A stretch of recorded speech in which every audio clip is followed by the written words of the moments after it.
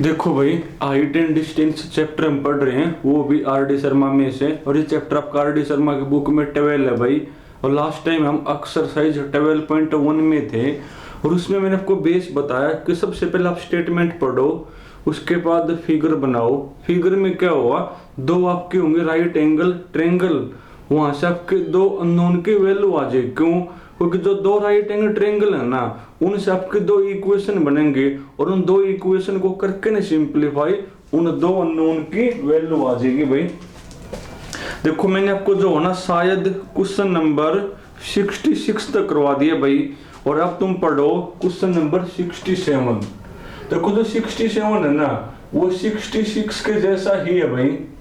जो फिगर 66 में बना था वही सेम टू सेम फिगर किस में बनने वाला, अपना 67 में बनने वाला है। पढ़ना एक बार। इफ का मतलब गिवन होता है भाई। क्या गिवन है? The angle of elevation of a cloud from a point h metre above a lake is small a है ना, यहाँ गलती लिखा हुआ भी एल्फा होगा। जहां पर स्मॉल a वहां पर क्या लिखा हुआ है, एल्फा लिखा हुआ है। कहो के है कोई लेक है भाई, लेक मतलब झील, और झील तो आपके ग्राउंड के ऊपर ही होगी, तो ये मान आपकी लेक है भाई। और इसमें वाटर मान लो, अब लेक में तो आपका वाटर ही होता है ना, तो इसमें क्या मान लिया हमने भाई, वाटर हमने मान लिया, तो ये वाटर मान लो भाई।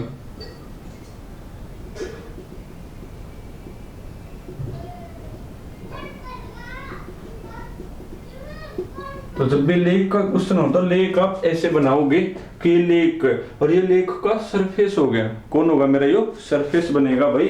तो कोई लेक है आपका, ओके है, उस लेक से h मीटर अबो, h मीटर गुण अबो कोई पॉइंट है जो क्लाउड के साथ एंगल ऑफ एलिवेशन एल्फा बनाता है भाई। इस लेक से जो है ना h मीटर अबो, अब h मीटर जो है ना सरफेस से मेजर करोगे आप, तो जैसे मान लीजिए लेक होगी आपकी, इससे h मीटर अबो, मान लीजिए यहां से लेकर यहां तक h मीटर बनेगी भाई। h मीटर अबो कोई पॉइंट है, उस पॉइंट से क्लाउड का जो एंगल ऑफ एलिवेशन है ना, वो कौन है मेरा? एल्फा दिया हुआ है। अब सीधी सी बात है, क्लाउड आप यहाँ तो लोगे नहीं, यहाँ तो आपका 90 बनेगा, तो साइड में लोगे, और जो क्लाउड है ना उसको सी से करोगे डिनोट, या पॉइंट तक करोगे डिनोट भाई। क्लाउड को भी जो है ना पॉइंट से क्या करना होता है, डिनोट आपने करना होता है। तो इस क्लाउड का इस पॉइंट के साथ एंगल ऑफ एलिवेशन कौन दिया हुआ भाई? एल्फा दिया हुआ है। और वो हमने भी आओ निकालना। क्या करोगे, इस पॉइंट को क्लाउड से मिलाओगे, और साथ में भाई इस पॉइंट से ग्राउंड के पैरेलल एक लाइन भी ड्रॉ करोगे। इस पॉइंट से ग्राउंड के पैरेलल क्या करोगे, एक लाइन भी आप ड्रॉ करोगे। यानी जो ये वाला एंगल है ना, ये आपको क्या दिया हुआ? एल्फा दिया हुआ है। तो ये लेक होगी, लेक से h मीटर अबो कोई पॉइंट है, उस पॉइंट का क्लाउड के साथ एंगल ऑफ एलिवेशन एल्फा।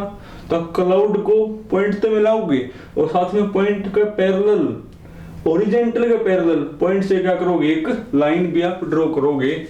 बल्कि आप साथ में जो है ना ये भी मिला लो भाई। अब उसके बाद पढ़ो, उसके बाद क्या लिखा हुआ है, इसके बाद लिखा हुआ and the angle of depression किसका भाई? Of its reflection in the lake B, small B है ना, यहाँ पर बीटा हो गलती से लिखा हुआ भाई। उसके बाद क्या हुआ है, इसी पॉइंट का जो क्लाउड का रिफ्लेक्शन है ना, उसके साथ एंगल ऑफ डिप्रेशन बीटा भाई। अब क्वेश्चन ये है कि क्लाउड का जो रिफ्लेक्शन है वो कहां पर बनेगा? ये जो क्लाउड है ना, लेक से जितना ऊपर है ना उतना ही नीचे आ जाओ, वहां पर बनेगा। तो इस क्लाउड का जो रिफ्लेक्शन वो कहां पर बनेगा? ये जो क्लाउड लेक के सरफेस से जितना आपका ऊपर है उतना ही आपको नीचे आना पड़ेगा। तो कितना आप हो ना, इतना ही नीचे आ जाओ, इतना ही क्या आ जाओ नीचे। वहां पर क्या बनेगा? क्लाउड का रिफ्लेक्शन। तो वो मैंने क्या मान लिया? सी डैश मैंने मान लिया। तो इसी पॉइंट का क्लाउड का जो रिफ्लेक्शन है ना, उसके साथ एंगल ऑफ डिप्रेशन बीटा है, और वो हमने भी हुआ है। तो क्या करोगे, इस पॉइंट को मिलाओगे इसके साथ, मिला दो भाई, ये मिला दिया, तो ये होगा आपका एंगल ऑफ डिप्रेशन। पर आप तो हमेशा क्या बनाओगे, एंगल ऑफ एलिवेशन ही बनाओगे। तो उसके लिए क्या करना पड़ेगा, इस पॉइंट से ओरिजेंटल के पैरेलल एक लाइन आपको ड्रॉ करनी पड़ेगी। ये ड्रॉ कर दी हमने भाई। तो ये आपका कोण दिया हुआ, वैसे ये दिया हुआ है पर ये और ये बराबर ही बात है, तो आप तो हमेशा एंगल ऑफ एलिवेशन ही बनाते हो। तो ये बीटा दिया हुआ है, साथ में इनको भी आगे बढ़ा लो भाई। तो देखो क्या बनेगी, इसको भी आगे बढ़ा लो और साथ में जो है ना इसको भी आगे बढ़ा लो भाई। ये बढ़ा लिया हमने। तो एक बार दोबारा फिर रिवाइज भाई, ये लेक होगी, लेक से h मीटर अबो कोई पॉइंट है, उससे क्लाउड का एंगल ऑफ एलिवेशन अल्फा। उसके बाद उसी पॉइंट पे जो क्लाउड का रिफ्लेक्शन है, अब क्लाउड का जो रिफ्लेक्शन वो कहां पर बनेगा, ये क्लाउड लेक से आपका जितना अबो है ना उतना ही बिलो आओ वहां पर बनेगा। तो उसी पॉइंट पे क्लाउड के रिफ्लेक्शन का एंगल ऑफ डिप्रेशन ये पर आप बनाओगे एंगल ऑफ एलिवेशन, वो बीटा भाई। अब हमने बताना क्या है, अब हमने जो है ना हमने प्रूव करना बल्कि the distance of cloud from the point, cloud के जो डिस्टेंस है ना पॉइंट से, और ये जो डिस्टेंस है ये डिस्टेंस हमने क्या प्रूव करनी है भाई, ये डिस्टेंस हमने प्रूव करनी है 2h इनटू में सेकेंड अल्फा डिवाइड में भाई टेंजेंट बीटा, डिवाइड में कौन टेंजेंट बीटा माइनस में कौन टेंजेंट अल्फा प्रूव करनी है भाई। ये जो डिस्टेंस है ना ये डिस्टेंस हमने क्या प्रूव करनी है 2h सेकेंड अल्फा अपॉन में ये, इनको नाम दो भाई। इसको अगर मैं a नाम दूं, इसको b मान लो भाई, ये तो c डैश हो गया, इसको d मान लो, इसको e मान लो, इसको f मान लो भाई। जो AC है ना AC इक्वल टू ये प्रूव करनी है हमने भाई, AC जो डिस्टेंस है वो ये प्रूव करनी है। अब जिसका ध्यान जो प्रूव करना है उसके ऊपर नहीं है ना तो वो इसको प्रूव कर ही नहीं पाओगे। अब देखो भी तो भाई, अगर ये मेरी H तो ये भी कौन होगी, H ही बनेगी। हाँ ये आपको माननी पड़ेगी भाई, बोलो क्या मानू। चलो मैंने स्मॉल p मान ली। अब देखो यहां से लेकर यहां तक H प्लस में P होगी, तो ये भी कौन होगी मेरी H प्लस में P। क्यों, क्योंकि जो क्लाउड है ना जितना सरफेस तो ऊपर होगा उसका रिफ्लेक्शन उतना ही नीचे बनता है ना। अगर ये मेरी H प्लस में P तो ये भी कौन होगी H प्लस में P। अगर ये H प्लस में P तो ये भी कौन होगी H प्लस P बनेगी। ये भी माननी पड़ेगी इसको X, तो ये भी X और ये भी कौन X भी। अब दो इसमें क्या बनेंगे मेरा राइट एंगल ट्रायंगल।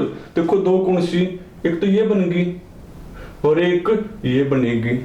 आपने AC बतानी है और AC जो है ना वो सेकेंट अल्फा की फॉर्म में, किसकी फॉर्म में मेरी सेकेंट अल्फा की फॉर्म में। अब जो सेकेंट अल्फा वो तो यहाँ तक बनेगा।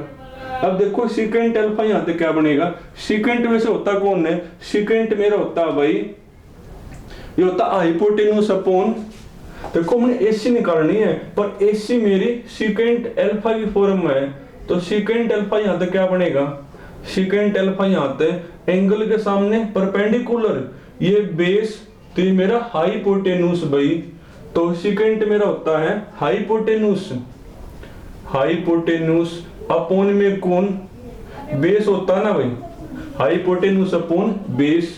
और बेस मेरा कौन है x, बेस मेरा कौन है भाई x है, तो यहाँ पर लिख दो x। और ये जो हाइपोटेन्यूस ये तो हमने बताना ही है, तो इसको AC लिख दो, क्या लिख दो इसको AC ही लिख दो। तो AC की वैल्यू कौन होगी, तो AC की वैल्यू मेरी बनेगी x इंटू में कौन secant alpha.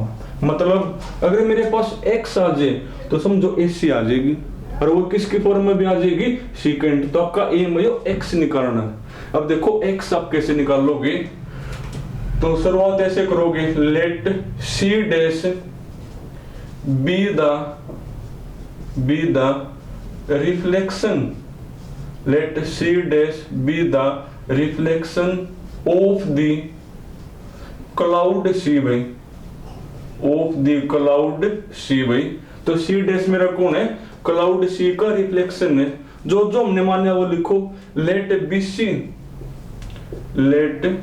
B C equal to P and let A B हमने क्या मानी है, ए बी हमने मानी है एक्स।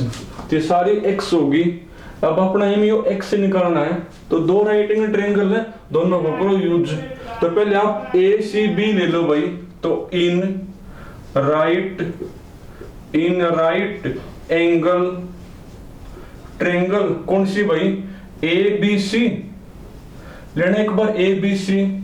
तो ए बी सी में क्या करोगे, एक बार तो ये अपॉन ये करोगे क्योंकि ये और ये मेरे पास, तो करना भाई P upon x is equal to angle के सामने परपेंडिकुलर, ये मेरा बेस तो टेंजेंट बनेगा, तो अल्फा एंगल में है तो कर लो क्रॉस मल्टीप्लाई। तो P की वैल्यू कौन आ गई, x टेंजेंट अल्फा, इसको नाम दो इक्वेशन नंबर 1। उसके बाद एक ये वाली लोगे, again in right angle triangle भाई, इन राइट एंगल ट्रायंगल कौन सी भाई, ए सी डैश एफ। देखो ए सी डैश एफ में ये अपॉन ये करो, चाहे ये अपॉन ये आपकी मर्जी है, चलो ये अपॉन ये कर लें। ये पूरी कितनी है भाई, h प्लस पी ये और h ये, तो 2h प्लस में p होगी, 2h प्लस पी डिवाइड में कौन x is equal to angle के सामने परपेंडिकुलर, ये मेरा बेस तो टेंजेंट हो गया, तो टेंजेंट बीटा भाई क्रॉस मल्टीप्लाई करना, क्रॉस मल्टीप्लाई तो 2h plus P equal to कौन, x टेंजेंट बीटा होगा, इक्वल टू कौन, x टेंजेंट बीटा, इसको नाम दो इक्वेशन नंबर 2। अब अपने x की बतानी है वैल्यू, तो p के रखोगे, रख दो p की वैल्यू यहाँ पे, तो put the value of p in equation 2 from equation 1 भाई, रखो एक बार, तो 2h प्लस जहां पे p है वहां पे लिखोगे x tangent alpha is equal to x tangent beta भाई। अब x और एक तरफ और बाकी एक तरफ को हमने x निकालना है, जब उसको साइड, तो 2h इक्वल टू और साथ में x कॉमन भी लो, अंदर बचेगा टेंजेंट बीटा माइनस में कौन, टेंजेंट अल्फा। अब ये डिवाइड में आ जाएगा, तो x की वैल्यू कौन होगी, 2h अपॉन, तो x की वैल्यू होगी 2h upon tangent beta minus में कौन, टेंजेंट अल्फा। तो x आ गया मेरा, पर हमने तो AC बतानी है, तो अब AC अपॉन x कर लो ना, ताकि सीकेंट भी बन जाए आंसर के अंदर, वो आंसर में सीकेंट है भाई, प्रूव करना आपकी बार है। तो इन राइट एंगल ट्रायंगल, दोबारा फिर लो ACB, तो AC अपॉन x करोगे, AC अपॉन x, AC क्योंकि हमने AC बतानी है, तो वो मेरी कौन होगी, सीकेंट अल्फा होगा ना, हाइपोटेन्यूज अपॉन बेस बाई, तो सीकेंट। अब कर दो क्रॉस मल्टीप्लाई, तो AC इक्वल टू कौन होगी, x इंटू सीकेंट अल्फा, और x की वैल्यू ये रही, यानी x की वैल्यू किससे मल्टीप्लाई, सीकेंट अल्फा तो मल्टीप्लाई, तो आपका बनेगा 2h सीकेंट अल्फा डिवाइड में कौन भाई, टेंजेंट बीटा माइनस में कौन, टेंजेंट, और वही हमने प्रूव करना है। तो कुछ खास नहीं भाई, जब भी लेक का क्वेश्चन, तो लेक आप ऐसे बनाओगे, ये लेक का सरफेस हो गया, लेक के सरफेस तक h मीटर अबो कोई पॉइंट है, वहां से क्लाउड को आप पॉइंट तक शो करोगे, एंगल ऑफ एलिवेशन अल्फा है। उसके बाद इस क्लाउड का जो रिफ्लेक्शन, पहली बात तो वो कहां पर बनेगा, ये जो क्लाउड है ना, सरफेस तो जितना अबो होना उतना ही बिलो आना पड़ेगा, वहां पर बनेगा, तो उसी पॉइंट तक क्लाउड के रिफ्लेक्शन का एंगल ऑफ डिप्रेशन वैसे ये होता है, पर आप एंगल ऑफ एलिवेशन बनाओगे बीटा। और अब हमने क्या प्रूव करना है कि उस पॉइंट तक क्लाउड के जो डिस्टेंस है ना, वो ये प्रूव करनी है। अब इसमें सीकेंट अल्फा भाई आप देखोगे इसको, और जो आंसर है ना जो एसी है उसमें सीकेंट अल्फा ना जरूरी है। तो पहले हमने यही चेक कर लिया कि इस एसी के अंदर सीकेंट अल्फा कौन होगा, वो होगा एसी बाई एक्स। तो एसी की वैल्यू होगी एक्स इंटू सीकेंट अल्फा। अब x आ गया तो समझो एसी आ जाएगी, और वो भी किसकी फॉर्म में, सीकेंट अल्फा। अब x आप कैसे निकालोगे, ये दो क्या लोगे, राइट एंगल ट्रायंगल, तो वहां से आ गई मेरी। चलो तुम ना आज यहाँ तक करना भाई, बाकी फिर कल करेंगे।